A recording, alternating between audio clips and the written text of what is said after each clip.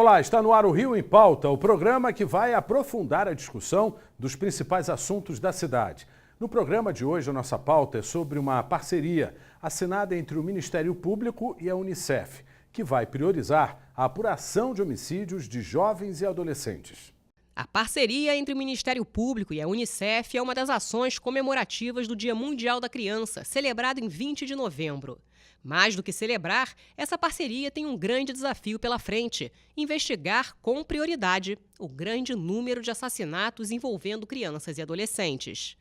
De acordo com dados do DataSUS, 31 adolescentes são assassinados por dia em todo o país. De cada 10 mortes, uma é no Rio de Janeiro. Só em 2016, foram registrados 1.277 homicídios de meninos e meninas entre 10 e 19 anos. O mesmo DataSUS mostra que menos de 10% de todas essas mortes foram elucidadas. Agora que você já viu o que é a parceria, vamos saber como ela vai funcionar. Eu converso com a promotora Eliane de Lima Pereira. Ela é assessora de Direitos Humanos e Minorias do Ministério Público do Estado do Rio de Janeiro. Muito obrigado pela sua presença, doutora. O que determina essa resolução? Essa resolução ela vem num contexto bastante abrangente em que o Ministério Público se comprometeu com a prevenção de homicídios entre crianças e adolescentes, de crianças e adolescentes, melhor dizendo. Esse é um esforço que está num contexto capitaneado pela Unicef, e é composto, existe um comitê composto por 22 instituições, governamentais e não governamentais, e essa resolução é uma das 3 respostas apresentadas como uma contribuição ao Comitê de Prevenção de Homicídios de Adolescentes. Quais são essas 3 respostas? A primeira delas é exatamente essa resolução que instrumentaliza a prioridade na tramitação dos feitos que dizem respeito a mortes de adolescentes, de crianças e adolescentes. E eu digo instrumentaliza porque essa prioridade ela já está prevista em sede constitucional, existe essa previsão no artigo 227 da Constituição, existe essa previsão de prioridade absoluta também no Estatuto da Criança e do Adolescente e na Convenção Internacional dos Direitos da Criança e do Adolescente, ou seja, nós apenas instrumentalizamos algo que já está no escopo normativo. Ninguém inventou a roda, como eu brinco. É preciso apenas que a gente possa olhar, constatar o fenômeno, né? Constatar os trágicos números e realmente arregaçar as mangas e implementar uma ação que possa trazer efeitos desejáveis. Por que é tão importante a gente dar prioridade à apuração desses homicídios na realidade que nós temos? Bom, é importante em primeiro lugar porque esse é o estrito cumprimento da normativa já existente, né? Além disso, é muito importante que o Ministério Público sinalize à sociedade como um todo que crianças e adolescentes não são sinônimo de morte, sim de vida. E, portanto, priorizar a investigação e a tramitação das ações relativas a esses fenômenos é um recado para a sociedade, é uma maneira do poder público se posicionar e dizer que cada uma dessas vidas importa porque o futuro está sendo comprometido e o presente também. No universo de 1.277 homicídios, a gente não tem uma ideia exata de quantos foram investigados, né? Isso é muito preocupante. A questão da investigação é algo preocupante em relação aos homicídios como um todo, né? Tratando-se de mortes de crianças e adolescentes, evidentemente isso nos traz uma gravidade maior ainda.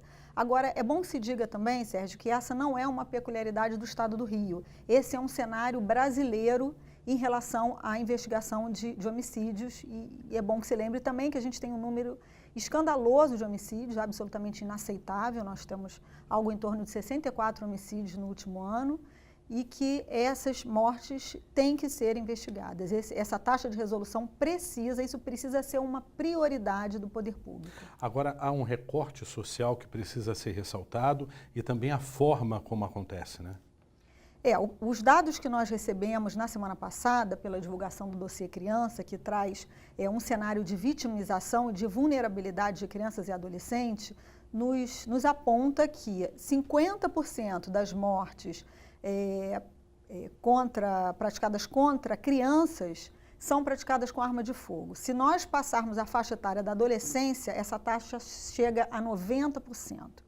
E o que isso nos aponta? Né? Uma necessidade de uma política absolutamente responsável em relação ao controle de armas, né? Já que, em média, nós temos aí 70% desses homicídios praticados com arma de fogo, 50% na infância e 90% na adolescência. Agora, foi assinado um compromisso, né, com 21 instituições, né? De forma prática, o que a gente pode esperar desse resultado?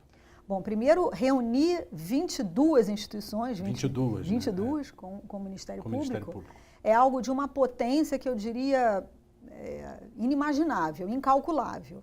Né? E o que se espera é que isso cause uma onda virtuosa, que a gente saia de um ciclo vicioso e ingresse num ciclo virtuoso. A contribuição do Ministério Público foram essas 3 respostas. Essa resolução que instrumentaliza essa prioridade absoluta, já prevista na Constituição, no Estatuto, na Convenção Internacional, e também o Ministério Público fez a entrega de mais 2 respostas, sendo a segunda delas um estudo elaborado pelo Laboratório de Orçamento de Políticas Públicas, Laboratório de Análise de Orçamentos e Políticas Públicas do Ministério Público, sobre o orçamento criança, ou seja, nós elegemos 3 eixos, saúde, educação e assistência, que são eixos muito estruturantes, e avaliamos como é que tem sido implementado o orçamento nesses 3 eixos.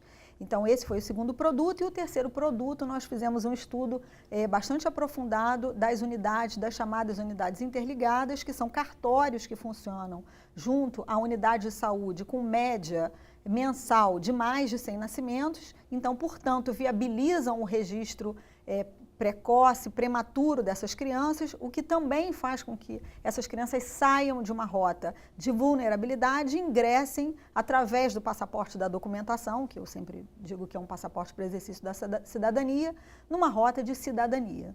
Agora, mais do que esse aumento de homicídios, existe um aumento desproporcional comparado às várias faixas etárias, né? Eu queria que a senhora explicasse isso. Perfeito. Nós temos esses dados e diga-se de passagem, é o único dado de crime que nós temos a possibilidade de fazer uma comparação nacional em razão dos sistemas de saúde, especialmente do DataSUS. Bom, essas faixas etárias, é bom que se esclareça também, as faixas etárias da saúde não necessariamente correspondem às demais e, portanto, também não correspondem à faixa do que a gente chama de criança e adolescente do ponto de vista legal. Bom, mas como essa constatação ela vem do sistema da saúde, nós temos faixas etárias de 10 a 14 anos e de 15 a 19. A tendência de crescimento dessas 2 faixas etárias é superior às demais. Então, isso nos acende assim, um alerta imenso e nos provoca uma mobilização da sociedade como um todo, né? Nós havíamos superado uma barreira da mortalidade infantil, estávamos vencendo o fenômeno da mortalidade infantil e perdendo esses adolescentes na faixa etária mais vulnerável, que hoje seria a da faixa etária da adolescência. Falando um pouco de expectativa, o que a gente pode esperar a partir de agora sobre esses casos que vão ser priorizados? Bom, esperamos aumentar a taxa de resolutividade, né, e, portanto, a responsabilização, uma maior taxa de responsabilização desses autores e que isso funcione como uma medida de não repetição, ou seja, como um desestímulo para que esses homicídios permaneçam, se perpetuem. Né? É uma mudança de rota, definitivamente, essa é a nossa expectativa e, preferencialmente, de maneira medida e que esses dados venham a comprovar as nossas expectativas. Uma mensagem agora do Ministério Público em relação a esse tema. Criança e adolescente é prioridade, parece óbvio, mas a gente precisa repetir. E o que a gente tem visto, sobretudo pelos dados divulgados pelo dossiê Criança na semana passada, é que em uma palavra a gente poderia traduzir a situação da criança e do adolescente hoje, que é vulnerabilidade. A gente precisa mudar. Doutora Eliane, muito obrigado pela sua entrevista. Agradeço. Ficamos por aqui, até o próximo Rio em Pauta.